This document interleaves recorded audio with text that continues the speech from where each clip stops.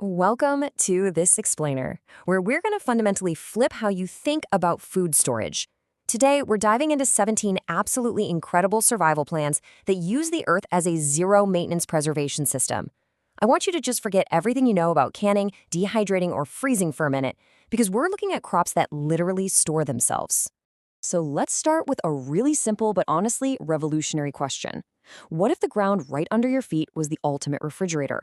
You know, most of us rely on these fragile, electricity-dependent appliances to keep our food from rotting, right? We spend a massive amount of energy just trying to mimic what the soil already does perfectly.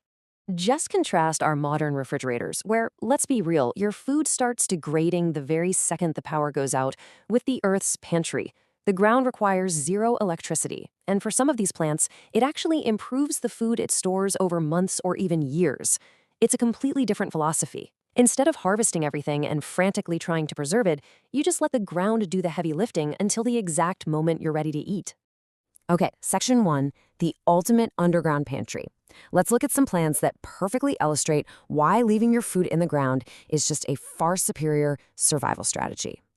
Now, a really crucial concept to understand here is something called post-harvest physiological deterioration. It's a mouthful, I know.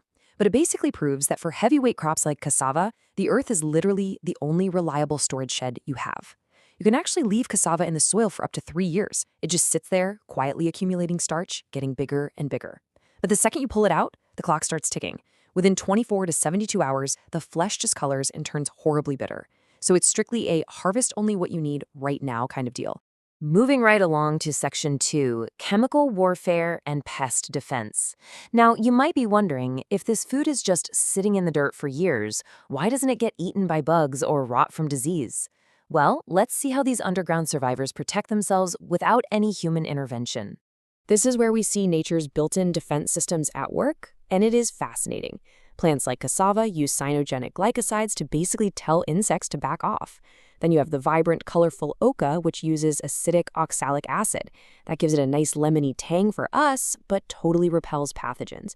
And then there's mashua, an aggressive climber that relies on its own incredibly potent chemistry to ward off insects, mice, and diseases completely naturally. The really brilliant part is how farmers have used this. Andean farmers historically interplanted mashua not just because they wanted to eat it, but because its isothiocyanates act as a built-in pesticide. These compounds are essentially natural antibiotics. They leach right into the soil and create this hostile environment for pests, effectively protecting the entire surrounding crop. It's literal pest control that you can eventually eat.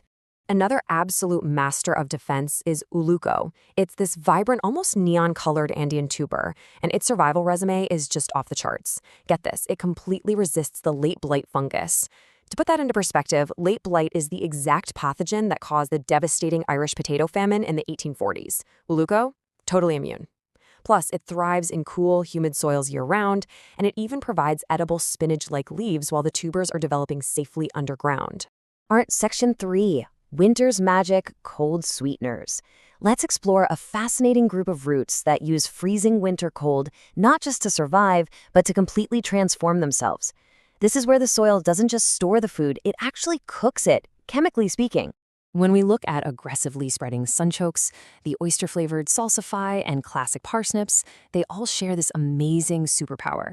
They bridge that brutal 5 to 6 month winter gap where gardens are normally completely barren. And they do it by sweetening up and drastically improving in flavor the longer they sit in the frozen soil. Seriously, salsify dug up in March is remarkably better than salsify dug in September. The science behind this is a process called the freezing point depression strategy. Basically, parsnips and these other winter roots create their own natural antifreeze. As the temperatures drop, they actively convert their internal starches into simple sugars to stop their cells from freezing solid. The delicious result for us? A January harvest that has a deep, almost caramel-like sweetness that you would never, ever get in early autumn. The plant's survival mechanism literally becomes our culinary reward. Now let's talk about yacon, or the Peruvian ground apple. This thing is an incredibly high-yielding plant. Its standout trait is its primary carbohydrate, fructooligosaccharides. I know, another huge word, but here's what it means for you. Yacon is refreshingly sweet, but it has a very low glycemic index. It barely spikes your blood sugar at all, making it a perfectly tailored, diabetic-friendly survival food. And on top of that, it produces 2 types of roots simultaneously. one big one for you to eat, and a smaller one to sprout next year's crop. Moving into Section 4, Zero-Effort Foragers and Survivors.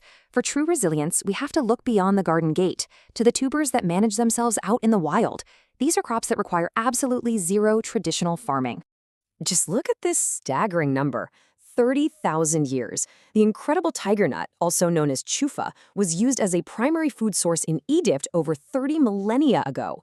Now, it's actually a sedge, not a root vegetable, but its superpower is that it operates in this state of suspended animation underground. It just waits there, completely ignoring droughts, until the moisture and temperature conditions are absolutely perfect to sprout. That kind of profound resilience is exactly why it's been able to survive for tens of thousands of years. Over in Western North America, Native American land managers utilized this brilliant three-step rotation for the common camas. They used controlled burns to enrich the soil. Now, because camas bulbs sit incredibly deep underground, sometimes up to 15 centimeters down, they survived the fires completely untouched, while all the competing weeds burned away. The very next season, the camas returned thicker and stronger than before. It is a food system completely adapted to extreme stress. Check out this stark number. This 17 to 20% represents the incredible protein content by dry weight of the American groundnut.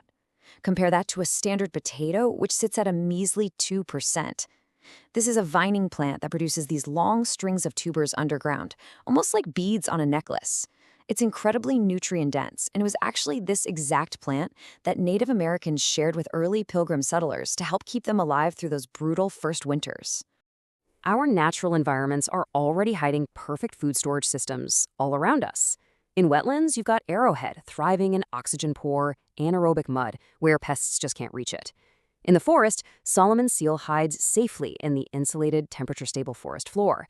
And right next to it grows the vital Indian cucumber root. You see, in a survival situation, eating the exact same bland starches every day leads to something called appetite fatigue, where people literally just stop eating. The Indian cucumber root provides this crisp, fresh cucumber flavor right in the dead of winter, offering a crucial palate cleanse that keeps people actually wanting to eat. When building a true survival garden, efficiency is everything, right?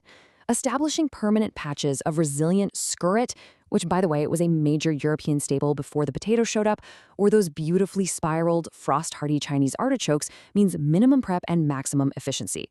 You literally just harvest what you made, leave the rest in the dirt, and they will continue to spread and feed you indefinitely without you ever needing to replant them. And finally, Section 5, History's Ultimate Survival Route. We have arrived at plant number 17. Now, it doesn't have the exotic chemistry of mashua or the ancient 30,000-year mystique of the tiger nut, but it is backed by a devastating and highly instructive history.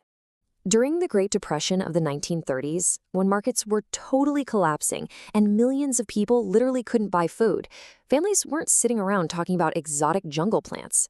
No, they were talking about this legendary poor man's gold sitting reliably in their root cellars. We are talking about the humble rutabaga. Its resume is absolutely staggering because it asks almost nothing of you. It grows in rocky, depleted clay soils where pretty much everything else fails. It stores massive amounts of scurvy-preventing vitamin C and incredibly calorie-dense sugars. It even uses that same freezing point depression trick we talked about earlier to sweeten up through the harshest winters.